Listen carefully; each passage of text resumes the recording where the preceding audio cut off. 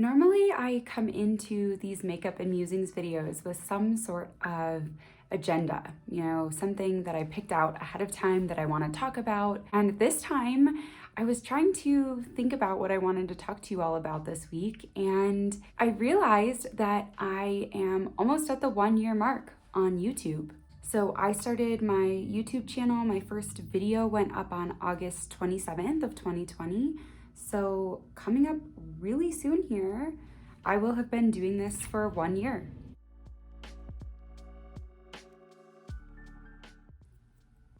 I thought it could be fun just kind of to reflect on things and also to thank you all so much for being here with me, regardless of whether you started following my channel, subscribed to my channel on day one or yesterday. So first things first, I just want to touch on kind of some of the things I'm most grateful for having kind of gone through this experience in the last year. And really at the top of the list are kind of two different things. The first thing is that I am extremely grateful for the opportunity to connect with a bunch of great people like you who share a similar interest to me. I don't have a ton of close friends and family like in my everyday real life, my non-internet life, who like makeup as much as I do. So I really appreciate the chance to connect with other people across the world who share the same passion that I do. And the second thing that I am really grateful for with this experience is how much it has grown my own skill set. I had never edited a video to the extent that I have for YouTube until I started doing this.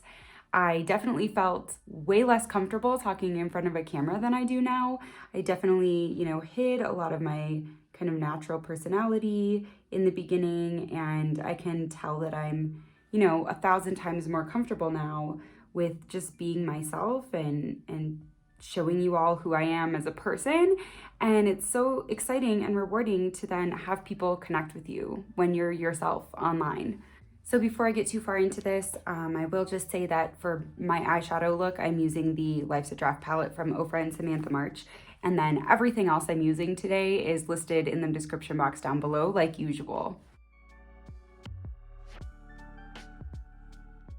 This experience has also just led me down a lot of really interesting rabbit holes. So those of you who do know me kind of outside of YouTube and makeup, you know that kind of committing to one thing is really hard for me. So I really like to have a lot going on at once. And I also really like to research things to essentially to the point of no return. Like I like to learn everything there is on a topic, but I like to do it with 10 topics all at once. And this has really led me down a huge rabbit hole of finding creators who help people grow YouTube channels. And that's kind of a realm I had never looked into before because I didn't have a reason to. I didn't have a YouTube channel. And through that, I have joined so many amazing communities. Like I have met amazing people doing amazing things, and it's been so fun. So not only have I developed this community myself here of makeup lovers, but I've now found myself part of another community of people looking at a completely different thing. And it has really brought to light for me just how incredible of a platform YouTube is. And this is gonna take me down a bit of a tangent about kind of the positive and negative aspects of social media. So just bear with me here for a little bit. So because I am a pretty small YouTuber, I don't really feel like I get a lot of like hate comments. I get a lot of spam comments, like a lot of comments that like link out to illegal websites and stuff, and I just delete them all. But I don't get any sort of like negative hate-fueled commentary on my YouTube channel or on Instagram. And I do think a lot of that is because I am a small channel. I think people who are following me are doing it with, positive intentions. I don't think people are just like following me to pick on me essentially. Like people sometimes do with people with a larger following. So I really haven't seen kind of that negative side of social media yet. The only kind of negative side that I've seen so far is the fact that it is taking a lot of time that I would like to be dedicating to other things in my life. And that's just a personal choice, I guess, I'm making, right?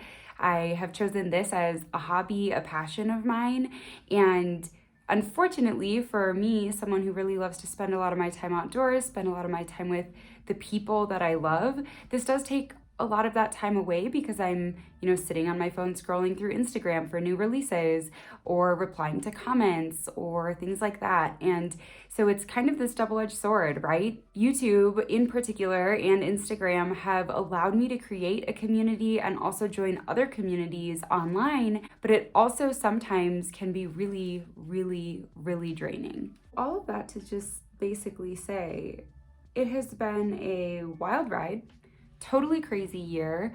A lot has come out of it that I didn't expect, and then some things that I thought would happen have not happened. I am really, really excited about the community I'm building, and I'm so, so, so grateful for that aspect of things. But I did think I would also connect with brands a little bit more or a little bit more quickly than I have. I actually have some really exciting content coming up. I think it'll be next week that I cannot wait to share with you all, that feels like a serious turning point for my channel. But it feels like a long time coming. I mean, I've been doing this for a year, and I feel like I'm just now starting to be able to, send a message to a brand and have them, even respond to me. And that transition feels good, but it's definitely happening differently than I expected. As always, I'm gonna hop off to do kind of my mascara and eyeliner because I can't talk and do them at the same time. But before I do that and kind of transition to a different topic once that mascara is on, I just want to reiterate again, I know some of this sounded a little negative, and I just wanted to give an honest reflection. I think that sometimes people think that being on YouTube or being in a role where you're kind of creating content for others to consume, I think a lot of people see that as like sunshine and roses, and it's not always that way. And I want to be honest and upfront about that. I love doing this. I'm really, really, really so grateful and so glad that I started this channel. And I'm so, so grateful for you all for what you've contributed to my channel. But I have to be honest, I have to be straightforward. And if I'm looking back on the past year, there have been ups and downs. And with that, I will do my eyeliner and mascara, and I'll be back so that we can have a chat about something else. Okay, so it turns out I'm in the mood for a whole vibe today. I did a thick wing, and then I decided I wanted fake lashes on this Tuesday night at my house. So just go with it. And I'm about to put on a pretty full coverage foundation too. So it's gonna be a fun night. But honestly, this is part of what I have loved about doing YouTube. Like, just the fact that I can do this and not feel ridiculous makes me really happy. I want to just now kind of chat about some things I'm excited about in the beauty industry, because it has actually been, I don't want to say it's been a while since I've been excited about makeup, because that's not true, but I've been excited about the makeup I own. I've been less excited about the makeup that's coming out on the market. And recently though, there have been so many releases that are catching my eye that I just can't believe it. The new Huda Beauty 9 pans. I know this video is not supposed to be a will I buy it, but it's gonna kind of turn into that here for a second.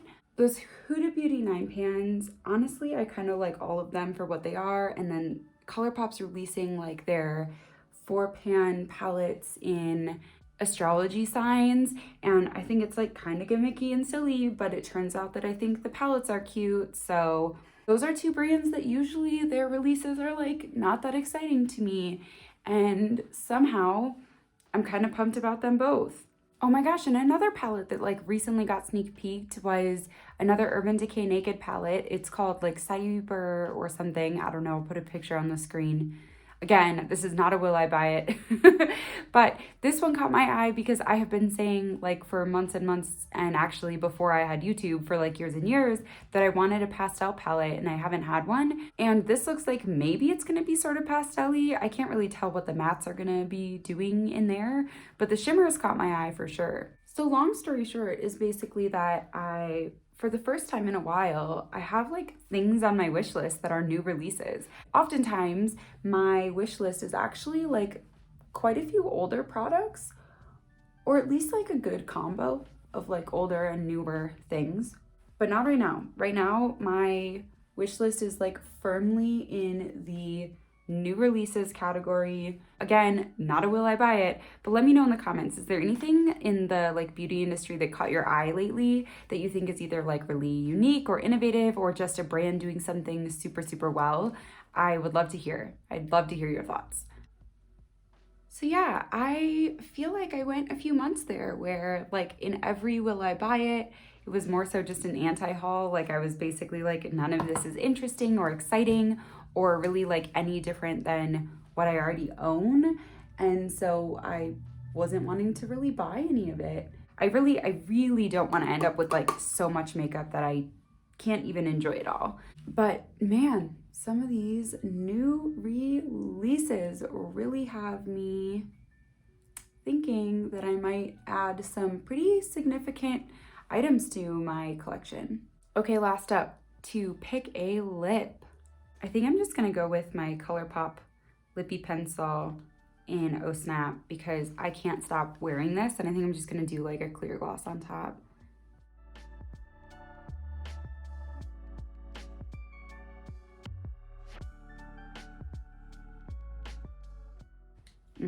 Yeah, I love that lip pencil so much.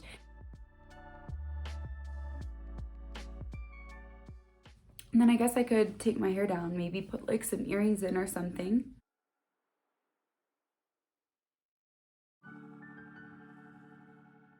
There we go. Now I at least look like I tried and wanted to look this done up instead of it being just an accident.